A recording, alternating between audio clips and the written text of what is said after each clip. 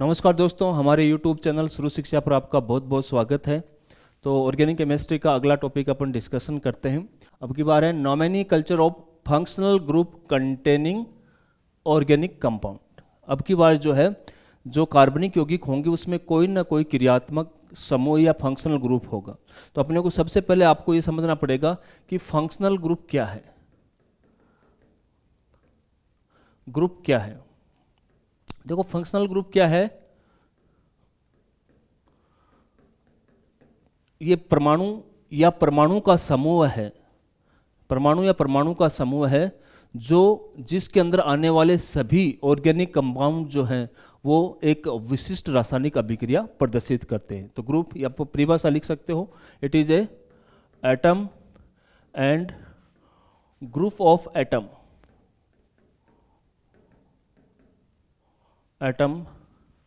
group of atoms which show characteristic chemical reaction। तो इस group को अपन क्या बोलते हैं? फंक्शनल ग्रुप बोलते हैं। जितने भी कार्बनिक पदार्थों की वह श्रृंखला जिनके अंदर सेम फंक्शनल ग्रुप पाया जाता है उसे होमोलोगस सीरीज, सजातीय लोगस सीरीज कहा जाता है। होमोलोगस सीरीज कहा जाता है।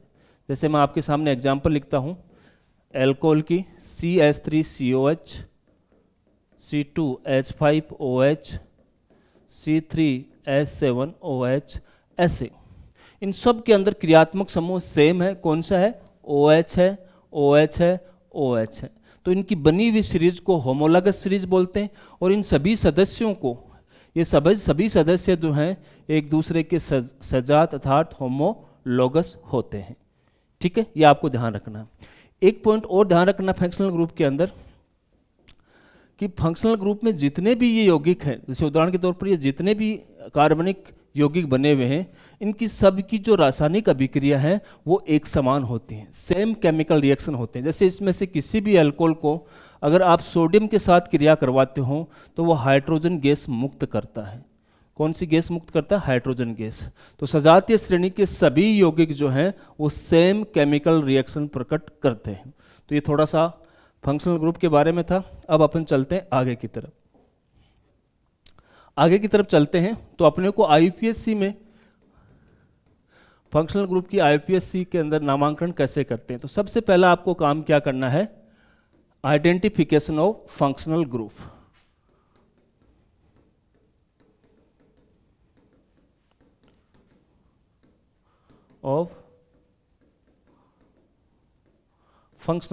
आपको जो भी कार्बनिक यौगिक की श्रृंखला दी गई है उसके अंदर आपको क्रियात्मक समूह की पहचान करनी है। अगर एक ही क्रियात्मक समूह दिया हुआ है तो आप आसानी से पहचान कर लोगे। अगर क्रियात्मक समूह की संख्या ज़्यादा हो तो आपको मुख्य क्रियात्मक समूह पहचानना पड़ेगा। अगर क्रियात्मक समूह की संख्या जो है वो मैनी हो, बहुत ज़्यादा हो, तो आपको मैन फंक्शनल ग्रुप, मुख्य क्रियात्मक समूह को पहचानना होगा। उसको मुख्य क्रियात्मक समूह को पहचान लोगे तो बाकी बचे हुए जितने भी क्रियात्मक समूह जो हैं वो प्रतिस्थापी के रूप में काम करेंगे। तो मैन फंक्शनल ग्रुप को आपने पहचान लिया तो जो रिमेनिंग जो फंक्शनल ग्रुप हैं वो सारे के सारे जो हैं वो क्या होते हैं? सब्स्टिट्यूट होते हैं, अर्थात प्रतिस्थापी होते हैं। और प्रतिस्थापी का हमेशा प्रीफिक्स जो है पूर्व लग्न के रूप में उनको लिखा जाता है। ये फंक्शनल ग्रुप का पहला पॉइंट आप समझिए। फंक्शनल ग्रुप को पहचानना है। अगर एक ही क्रियात्मक समूह है तो आप आसानी से पहचान लोगे। अगर श्रृंखला के अंदर एक से अधिक क्रियात्मक समूह हों तो मुख्य क्रियात्मक समूह को पहचानना है। उसका ऑर्डर मैं आपको अभी बताऊंगा कि आपको किस आधार पर क्रियात्मक समूह में से मुख्य क्रियात्मक समूह को पहचानना है। तो एक जो मुख्य क्रियात्मक समूह रहेगा, इसके अलावा जितने भी क्रियात्मक समूह हैं वो सारे के सारे प्रतिस्थापी होंगे। और प्रतिस्थापी के लिए हमेशा अपन प्रीफिक्स, पूर्व लगन शब्द जो है आईपीएससी में यूज करते हैं। अब देखो, इसको क्रियात्मक समूह को पहचानने के लिए आप एक ऑर्डर को ध्यान रखिए। अगर COOH एक ऑर्डर है क्रियात्मक समूह को पहचानने के लिए। अगर सबसे पहले आपको COOH दिया हुआ है तो उसको आप मुख्य क्रियात्मक समूह मानिए। इसके बाद में SO3H, उसके बाद में आपका COOR, फिर COX, एसिल क्लोराइड बोलते हैं इसको, ये आपका जो है एस्टर है, amide, cyanide, formaldehyde, ketone, alcohol, amine यानी कि NH2, उसके बाद में आपका एल्कीन और लास्ट में आपका एल्काइन। तो इस ऑर्डर के अंदर जो पहले आ रहा है उसको मुख्य क्रियात्मक समूह मानिए, बाकी जो पीछे रह रहे हैं उनको सबको आप सब्स्टिट्यूट या प्रतिस्थापी मानिए। जैसे उदाहरण के तौर पर मैं आपको बता दूं, थोड़ा सा समझा दूं कि मान लो कि आपके ग्रुप के अंदर एक तो ये आ रहा हो और एक ये आ रहा हो, ठीक है। तो पहले कौन आ रहा है? COOH आ रहा है, तो ये मुख्य क्रियात्मक समूह तो ये होगा, और ये बाद में आ रहा है तो ये प्रतिस्थापी के रूप में कार्य करेगा। तो ये आपको ध्यान रखना है कि मुख्य क्रियात्मक समूह को आप कैसे पहचानोगे। शायद पहचानना आपको आ गया होगा। आगे देखिए, जब समूह आपने पहचान लिया तो दूसरा काम आपको क्या करना है? मुख्य क्रियात्मक समूह पहचान लिया, दूसरा काम करना है कार्बन की सबसे लंबी श्रृंखला का चयन करना। मुख्य क्रियात्मक समूह पहचानने के बाद में क्या करोगे? Selection of longest carbon chain, दूसरा काम ये आपको करना है। कार्बन की जो सबसे लंबी क्रियात्मक समूह जो है उसको आपको चयन करना है, ठीक है। एक चीज और ध्यान रखिए, अगर क्रियात्मक समूह, मुख्य क्रियात्मक समूह, अगला पॉइंट आप याद रखिए, अगर मैन फंक्शनल ग्रुप,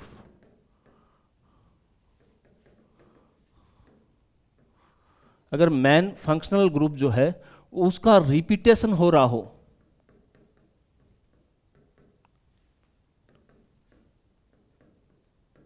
अगर उसका रिपीटेशन हो रहा हो, 2 बार हो रहा हो तो डाई, 3 बार हो रहा हो तो ट्राई, 4 बार हो रहा हो तो टेट्रा, 5 बार हो रहा हो तो पेंटा, इस तरह से आप जो है इस शब्दावली का उपयोग करोगे। अगर मुख्य क्रियात्मक समूह की या कोई प्रतिस्थापी क्रियात्मक समूह का बार बार पुनरावृत्ति हो रही हो, अगर 2 बार पुनरावृत्ति तो डाई, 3 बार हो रहा हो तो ट्राई, 4 बार टेट्रा, 5 बार हो तो पेंटा का उपयोग आप करोगे, ठीक है। तो आपने क्या किया? मुख्य क्रियात्मक समूह पहचाना, ठीक है। उसके बाद में आपने कार्बन की श्रृंखला का आपने चयन कर लिया कि कार्बन की जो श्रृंखला है सबसे बड़ी, उसका चयन कर लिया। अगला पॉइंट, आपने ऑर्डर देखा कि मुख्य क्रियात्मक समूह को अपन पहचानने के लिए कौन सा ऑर्डर काम में लेते हैं, और ये ध्यान रखना है अगर फंक्शनल ग्रुप बार बार उसका रिपीटेशन हो रहा है तो डाई, ट्राई, टेट्रा अपन शब्द उपयोग कर सकते हैं।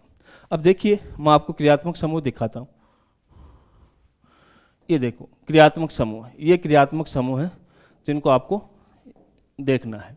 देखो पहला कौन सा है? एल्केन। एल्केन की स्ट्रक्चर सिंगल बॉन्ड होता है, ठीक है। IUPAC नाम प्रीफिक्स कभी नहीं लगता, ये एल्केन प्रीफिक्स पूर्व लगन के रूप में कभी काम में नहीं लगते, उसको सफिक्स के रूप में काम में लेते हैं, एन। ऐसे ही एल्किन है, डबल बॉन्ड है, इन लगाते हैं। एल्काइन है, ट्रिपल बॉन्ड है, आइन लगाते हैं। एरिन के लिए आप कुछ ध्यान मत रखो। हेलाइड के अंदर आपको पता है एक्स से प्रदर्शित किया जाता है क्रियात्मक समूह, जैसे कि फ्लोरो, क्लोरो, ब्रोमो, आइडो हो। हेलो को हेलाइड का आपको अगर पूर्व लगन लगाना हो तो हेलो लगाओगे, और IUPAC के सफिक्स के लिए कोई जगह नहीं है। एल्कोहल के लिए OH पहले लगाओगे, हाइड्रोक्सी बाद में लगाओगे तो ओल। एल्डिहाइड और कीटोन को देखो, ये एल्डिहाइड है, ये कीटोन है। एल्डिहाइड को पहले लगाओगे तो फॉर्माइल ऑक्सो, कीटोन को भी ऑक्सो, ये एल, ये ओन होता है, ठीक है। ये आपको ध्यान रखना है। अगले क्रियात्मक समूह देखो, नाइट्राइट, नाइट्राइल्स, नाइट्राइल साइनाइड है, ये इसका पूर्व लगन साइनो और नाइट्राइल लिखोगे आप। यह है इथर, ROR से प्रदर्शित करते हैं, पूर्व लगन एल्कोक्सी, और इसका जो है अनुलगन नहीं होता है। फिर है कार्बोक्सिलिक एसिड, COOH, कार्बोक्सी पूर्व लगन ओइक एसिड आपका सफिक्स होगा। कार्बोक्सिलेट आयन, इसके लिए आपका सिर्फ और सिर्फ सफिक्स होगा OAT। एस्टर के लिए देखो, ये एल्कोक्सी कार्बोनिल, OAT लगाओगे। एसिल हेलाइड के लिए COX लिखते हैं, और हेलो कार्बोनिल और OL हेलाइड लगाओगे। एमाइन के लिए पूर्व लगन एमाइन, एमाइन।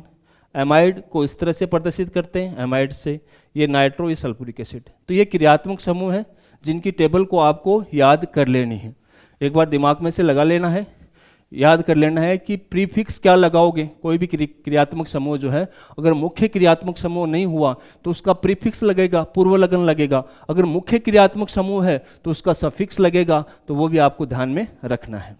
आगे देखिए आप कौन कौन से पॉइंट और आपको ध्यान में रखने हैं। देखिए, अगर कोई श्रृंखला के अंदर कोई एल्किल समूह हो, या C6H5 हो, या हेलोजन हो, या आपका NO2 हो, या आपका OR हो, तो इनको हमेशा आपको सब्स्टिट्यूट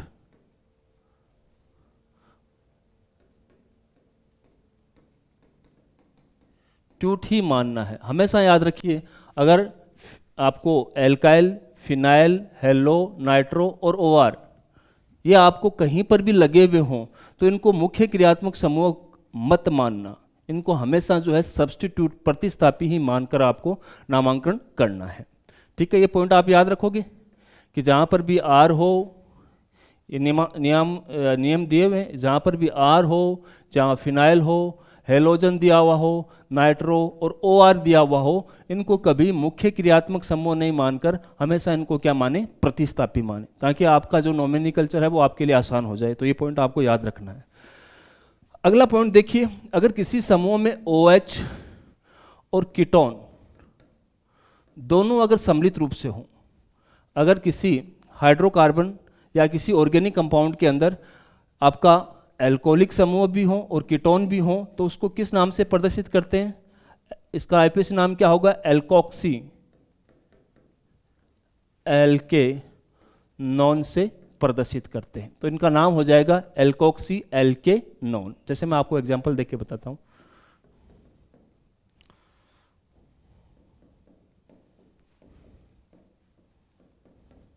ये कोई यौगिक दिया हुआ है आपके सामने, ठीक है। इसका नामकरण आपको करना हो तो देखो, इसके अंदर OH समूह भी है और CO समूह भी है, कीटोन और एल्कोहल दोनों है, तो इसको एल्कोक्सी एल्केनॉन के नाम से आप इसको लिखोगे, एल्कोक्सी एल्केनॉन के नाम से लिखोगे। तो देखो, अब यहां पर एल्कोक्सी एल्केनॉन, हाइड्रोक्सी एल्केनॉन, सॉरी, हाइड्रोक्सी एल्केनॉन के नाम से आप इसको लिखोगे, हाइड्रोक्सी एल्केनॉन के नाम से आप लिखोगे, एल्कोक्सी नहीं, हाइड्रोक्सी, ठीक है। अब देखो, ये आपके सामने कंपाउंड दिया हुआ है, इसको अपने को देना है हाइड्रोक्सी एल्केनॉन आईपीएसी के अनुसार। तो सबसे पहले आप कार्बन की श्रृंखला का चयन करो, तो सबसे बड़ी श्रृंखला आपको ये मिलेगी, ठीक है। नंबरिंग करो तो यहाँ पर 1 और 2, यहाँ पर भी 1 और 2, इस क्रियात्मक समूह को भी 2 मिल रहा है, इसको भी 2 मिल रहा है। अब आप उस ऑर्डर को फॉलो करो, तो ऑर्डर में पहले कीटोन आता है, तो इसको मुख्य क्रियात्मक समूह मानोगे, तो इसको सबसे कम नंबर देना है, तो 1 और 2, 3 और 4। पहले हाइड्रोक्सी लगाना है, मतलब 3 हाइड्रोक्सी, और एल्केनॉन कितने कार्बन की बनी हुई? 4 की, तो ब्यूटे, अब आपका ऑन ब्यूटेनॉन, या आप बोल सकते हो 2 ब्यूटेनॉन, ऐसे लिख सकते हो। और तरीके से भी आप लिख सकते हो इसको, 3 हाइड्रोक्सी ब्यूट 2 ऑन भी लिख सकते हो, ये भी आपका सही। तो आपको ध्यान रखना है, जहां पर दोनों हो तो हाइड्रोक्सी एल्केनॉन आप जरूर लिखें। आगे की तरफ चलते हैं। तो ये कुछ नियम थे जिनके बारे में आपको ध्यान रखना है। मुख्य क्रियात्मक समूह को पहचानिए, कार्बन की श्रृंखला का चयन करिए, अगर रिपीटेशन हो रहा है तो डाई ट्राई आप यूज कर सकते हो, ठीक है। जैसे मैं रिपीटेशन वाला आपको मैं बता ही देता हूँ कि इसका नामकरण करके बताओ, CH2 CH2 OH। तो एक ही क्रियात्मक समूह 2 बार आ रहा है, तो आप सबसे पहले इसका नामकरण करने में, आईपीएसी नामकरण करने में क्या करोगे? सबसे पहले आप एल्केन लिख दोगे, फिर जितनी बार रिपीटेशन हुआ है बाद में क्रियात्मक समूह का जो सफिक्स है वो लगा दोगे, ठीक है। जैसे ये कार्बन की श्रृंखला का चयन करो, मुख्य क्रियात्मक समूह ये भी है, ये भी है, कार्बन श्रृंखला का चयन करो, तो कितनी होगी? 2 की हो गई, 1 नंबर और 2 नंबर दे दो, ठीक है, तो आपको सबसे पहले नामकरण में क्या करना है, सबसे पहले एल्केन लिखनी है। तो 2 कार्बन की बनी हुई एल्केन कौन सी होती है, एथेन। अब रिपीटेशन कहाँ हो रहा है, 1 नंबर पे भी हो रहा है, 2 नंबर पे, तो 1 नंबर 2 नंबर, फिर डाई मतलब 2 बार हो रहा है। कौन सा ग्रुप है, सफिक्स क्या होता है इसका, ओल, तो इसका नाम हो जाएगा डाई ओल। बहुत ईजी से, बहुत ईजी से है। आपको क्या करना है, एल्केन पूरी रख देनी है नाम। जैसे ये 2 कार्बन परमाणु की बनी हुई श्रृंखला है, तो इससे क्या बनेगी, एथेन। ठीक है, और 2 जगह पे रिपीटेशन हो रहा है, 1 नंबर और 2 नंबर पे भी डाई, फिर ओल। इस तरह से आप जो है इसका नामकरण कर सकते हो। कुछ उदाहरण हैं जो लेके अपन आगे की तरफ बढ़ते हैं। कुछ क्वेश्चन मैंने लिख रखे हैं, इनको अपन सोल्व करते हैं ताकि आपकी प्रैक्टिस हो जाए। चलो, राइट आईपीएससी नेम। अब आईपीएससी नाम देखना है। अब आप देखो इसके अंदर सिर्फ एक ही क्रियात्मक समूह है, यही क्रियात्मक समूह एक ही है, तो एक ही है, तो यही आपका मेन फंक्शनल ग्रुप होगा। तो पहला काम तो क्या होता है, आपको फंक्शनल ग्रुप को पहचानना। अगर ज़्यादा हो तो मैन को पहचानो, एक ही है तो वो खुद ही मैन है।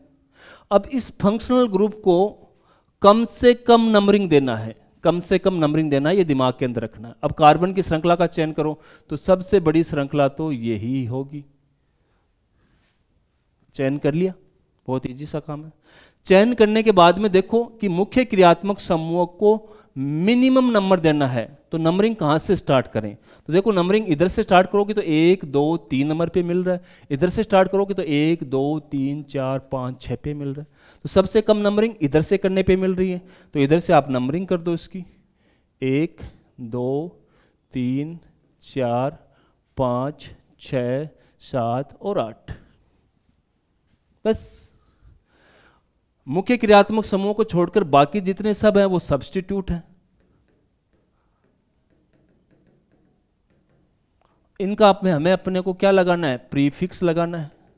तो आईपीएससी नाम में सबसे पहले प्रीफिक्स यूज करते हैं। तो देखो प्रीफिक्स क्या करोगे, मिथाइल कै नंबर पे, 6 नंबर पे, तो आप लिख दोगे 6 मिथाइल। ठीक है, फिर पूरी एल्केन लिख दो। एल्केन कितने की है, ऑक्टेन। और क्रियात्मक समूह कितने नंबर पे है, 3 नंबर पे, तो और लिख दो, ये लो।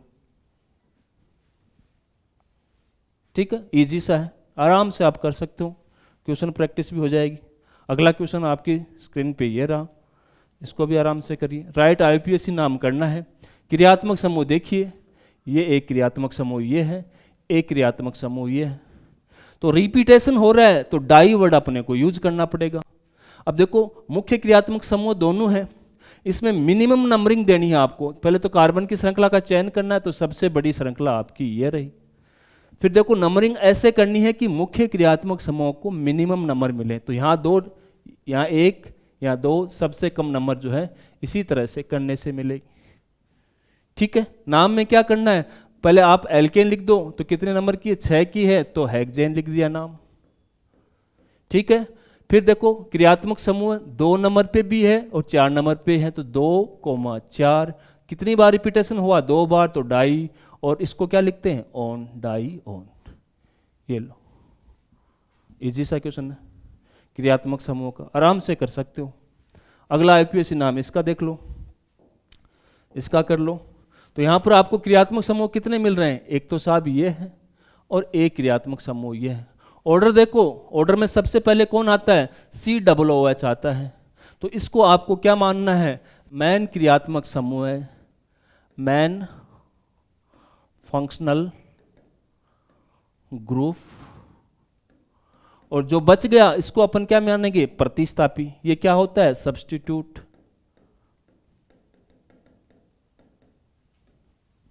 कार्बन की श्रृंखला का आप चयन करो, सबसे बड़ी श्रृंखला आपकी कार्बन की ये रही। नंबरिंग करो स्टार्ट, तो यहां से आप नंबरिंग कर दो। ये 1 नंबर कार्बन, 1 2 3 4 5 और 6। ठीक है, पहले प्रीफिक्स लगाओ। तो प्रीफिक्स क्या है, इसका ऑक्सो होता है। ये दोनों ये कौन सा ऑक्सो है, ये प्रतिस्थापी हैं, तो इसका प्रीफिक्स यूज करो, 5 ऑक्सो। ये लो साहब। ठीक है, फिर आप एल्केन लिख सकते हो, कितने की हेक्सेन है और कितने पे, एक नंबर पे ही कार्बन होगा तो ओइक एसिड, ओइक एसिड ऐसे लिख सकते हो।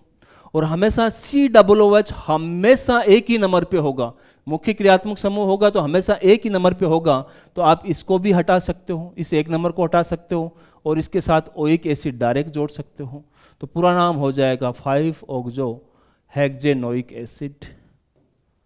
ये लो साहब, क्योंकि कार्बोक्सिल समूह हमेशा मुख्य क्रियात्मक समूह एक ही नंबर देता है, तो आपको अलग अलग लिखने की जरूरी नहीं है, तो हेक्सेनोइक एसिड आप लिख सकते हो। ठीक है, ये आपका नॉमेनक्लेचर हो गया। अगला क्वेश्चन देखिए, राइट IUPAC नाम। अब की बार देखो डबल बॉन्ड सिंगल बॉन्ड वाला सिस्टम है, तो देखो आपको वो ऑर्डर ध्यान में हो तो एल्किन पहले आती है और एल्काइन बाद में आता है। एल्किन और एल्काइन हो तो एल्किन को मुख्य मांगना है, एल्किन को मुख्य मानना है। एल्किन एक यहाँ पर है, एक यहाँ पर है, तो ये मुख्य क्रियात्मक समूह हो गया। तो कार्बन की श्रृंखला का चयन किया तो ये पूरी की पूरी श्रृंखला का चयन हो जाएगा। अब मुख्य क्रियात्मक समूह को मिनिमम नंबर देना है, ये एल्किन आ रही है तो इसको कम से कम दो, तो 1 नंबर, ये 2 नंबर, 3, 4 और 5। जब भी ऐसे डबल और ट्रिपल बॉन्ड ज्यादा हो तो आपको एल्का, मतलब जैसे कि मैथ, एथ, प्रोप, ब्यूट ऐसे होते हैं, तो एल का शब्द पहले लिखना है, एल का शब्द जो है वो पहले यूज करना है, उसके बाद में डबल बॉन्ड ट्रिपल बॉन्ड की जितनी रिपीटेशन है वो आपको लिख देनी है। ठीक है, लास्ट में क्या लिखनी है, एल्किन लिखनी है। तो इसमें देखो कितने हैं, 5 और ये 6 है, तो सबसे पहले हेक्सा या हेक्सा आप लिख सकते हो, हेक्सा। फिर आपको लिखना है ट्रिपल बॉन्ड, तो 5 नंबर पे, ये देखो 5 नंबर पे ट्रिपल बॉन्ड आ रहा है, तो इसको आप आइन लिखोगे, आइन लिखते हैं।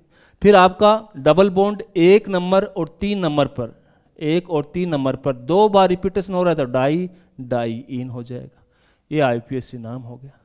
हेक्सा भी लिख सकते हो या एल्क भी लिख सकते हो या एल्का भी लिख सकते हो। तो हेक्सा 5 नंबर पे आपका ट्रिपल बॉन्ड है तो पहले ट्रिपल बॉन्ड लिखोगे, क्योंकि ये मुख्य क्रियात्मक समूह है तो उसको लास्ट में लिखोगे। और 1 नंबर पे और 3 नंबर पर डबल बॉन्ड 2 बार आ रहा है तो डाई इन लिखोगे। इजी सा है, आराम से प्रैक्टिस कर सकते हो। आगे चलते हैं, आगे देखो ये भी प्रैक्टिस का एक तरीका है। अब की बार आपको जो है IUPAC नाम दे दिए हैं, आपको वो उसका स्ट्रक्चर बनाना है, तो बहुत ईजी है। तो पहला कौन सा है, 2-क्लोरोहेक्सेन। तो आप सबसे पहले हेक्सेन को देखिए, लास्ट वाले को, इसमें कितने कार्बन है, 6, तो 6 कार्बन बना लो आप पहले, 1 2 3 4 5 और 6। ठीक है, और जैसे जैसे ये बोले वैसे वैसे जोड़ते जाओ। 2 नंबर पे आप इधर से आप नंबरिंग करोगे तो 2 नंबर पर आपको Cl जोड़ देना, 2 क्लोरो। अब बस संयोजकता पूरी कर दो, ये CH3, ये CH, CH2, CH2, CH2 और CH3, CH2, CH3, ये लो, ये इसकी संरचना हो गई। अब की बार आपको IUPAC नाम दे रहा है और सूत्र पूछ रहा है ना, तो यह अलग तरीके से प्रैक्टिस हो जाएंगे। अब इसको देखो आप, पहले कार्बन की श्रृंखला देख लो कितने की बनी हुई है, तो पेंट 5 तो बना ही डालो आप, कार्बन 1 2 3 4 5। ठीक है, और जैसे वो बोल रहा है वैसे वैसे करते जाओ।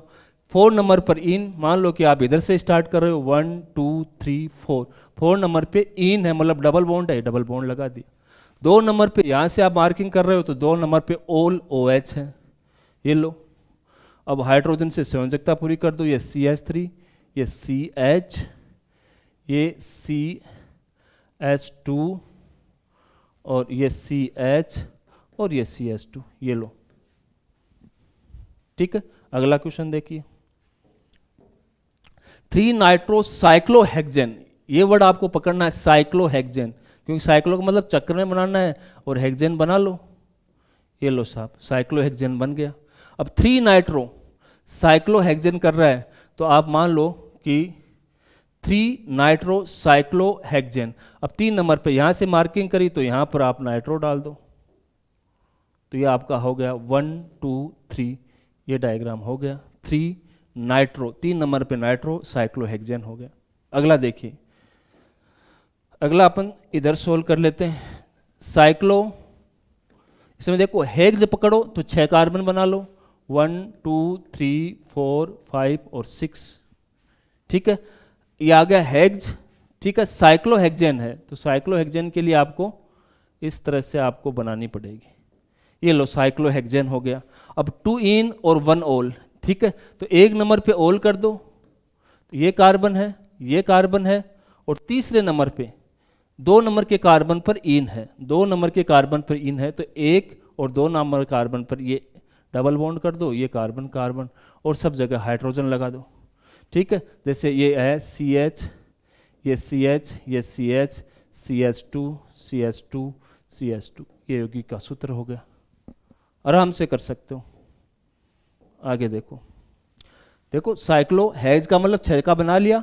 आप 1 नंबर पे OH डाल दिया तो ओल हो गया, और 1 और 2 नंबर पर आपकी इन है, इन डाल दिया और सबकी संयोजकता पूरी कर दी। अब है हेप्टनेल।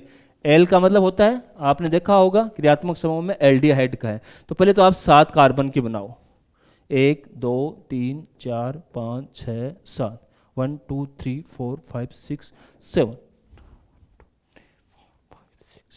हेप्ट का मतलब 7 कार्बन की श्रृंखला आपने बना दी, ठीक है। और नेल लगा रहा है तो आपको किधर ना किधर इधर से आपको एक एल्डिहाइड समूह बना दिया है। यहाँ से आपको नंबरिंग स्टार्ट करनी है, 1 2 3 4 5 6 7, और 6 नंबर पे आपका हाइड्रोक्सी समूह जोड़ दिया। संयोजकता पूरी कर दो, CH2 CH2 CH2 CH2 CH और CH3, ये लो, ये इसका संरचना सूत्र हो। तो आराम से आप जो है इससे प्रैक्टिस कर सकते हो, ठीक है। तो इस क्लास में आज के लिए इतना ही, धन्यवाद। फिर मिलते हैं अपन नेक्स्ट क्लास में।